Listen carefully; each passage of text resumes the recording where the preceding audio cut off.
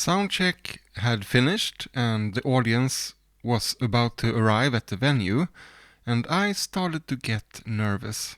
I was in my 20s and about to play with some of the best young jazz musicians in Sweden, and the band sounded great and I wanted to match up. I didn't want to be the weak link, you know. I was kind of thinking, what would the audience think? Was I good enough to be there? So I had to go search for a bathroom. I didn't throw up, but my stomach was all messed up. So we started to play, and I felt that my phrases was not really flowing. I didn't last as long. I got tired fast, and my tone was way worse than usual. And after the concert, I was thinking, maybe performing isn't for me. So since you are watching this video, I'm guessing you have had a similar experience. So I wanted to tell you a bit about what I have done through the years that has helped me and how I turned anxiety into excitement. So let's first identify the problem. From what I understand, we have these ancient instincts. We react to threats, to danger, and in one of these live environments, we kind of feel threatened somehow, right? But we can't really pinpoint what is going on. And I have heard the expression fight or flight in English many times. I remember from school here in Sweden, we used to say fight, run away, or play dead.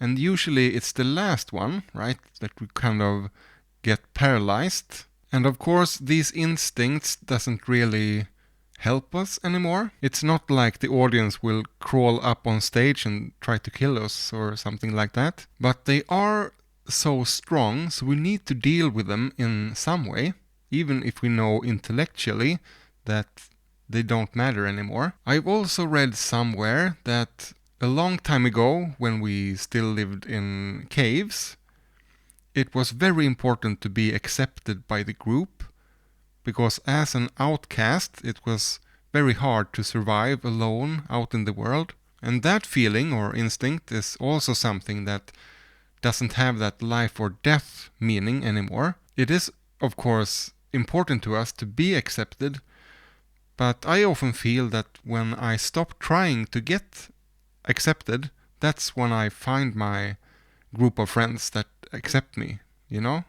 So what happens when these instincts kick in? Usually we are not able to focus on what is important.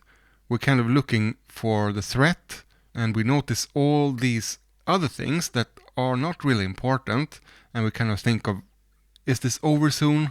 You just want to leave and have it done. You might forget to breathe properly, and you can get tense, often in the shoulders. So how do we turn this around? Of course, it helps if you are really prepared. You have practiced a lot and you know the material. And when you think you know it perfectly, practice some more.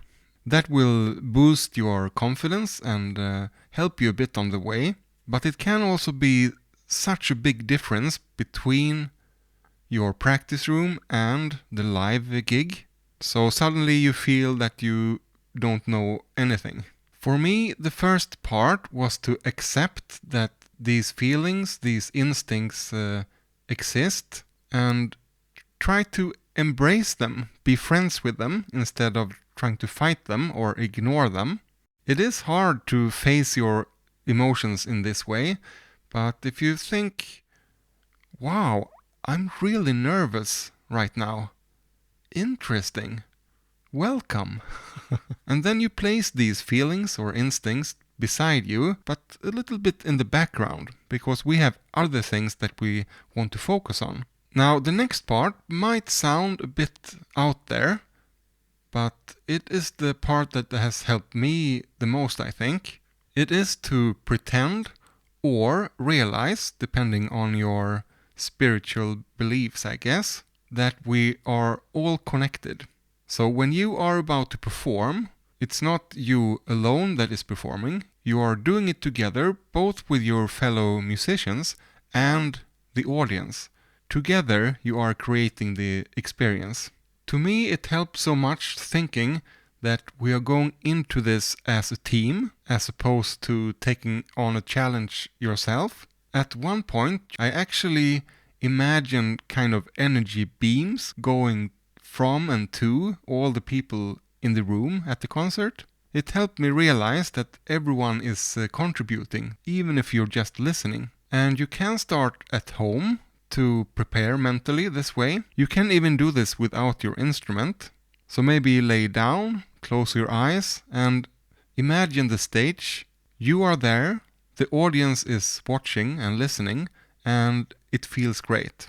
The ideas are flowing, you are in the zone, and maybe switch out the people in the orchestra to people you are a bit afraid of playing with because they are so good or whatever.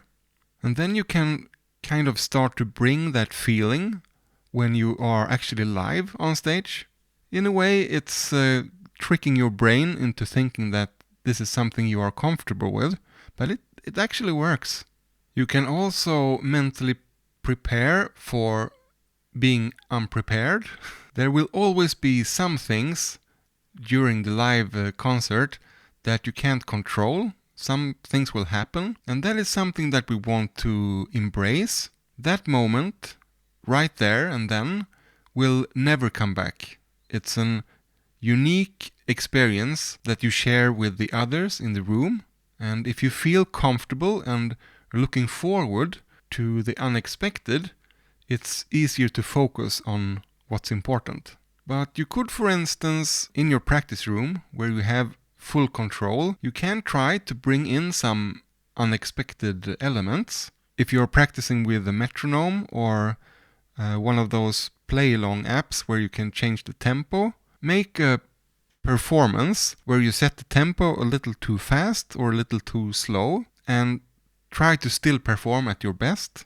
Or if you have the option to filter out the piano, for instance, or just some things like that that can make you more comfortable with things not being exactly as you imagined it.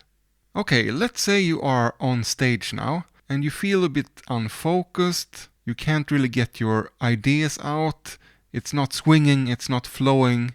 Start to listen while you play, maybe focus in on the piano player, what's happening there. Maybe start playing some rhythmic ideas and see if maybe the drummer catch on and mimics or start to a conversation with you. Notice how you are breathing. Make sure you are standing comfortably, that you're not tense.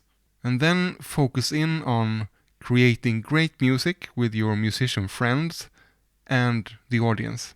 So I know this was maybe a bit rambly and not super structured, but I hope I could give you some ideas, maybe where to start if you have these problems. I would love to hear your thoughts and experiences in the comment section, and also if you have some tips for your fellow musician friends, you can share them there as well. So thank you for watching, and I'll see you next time.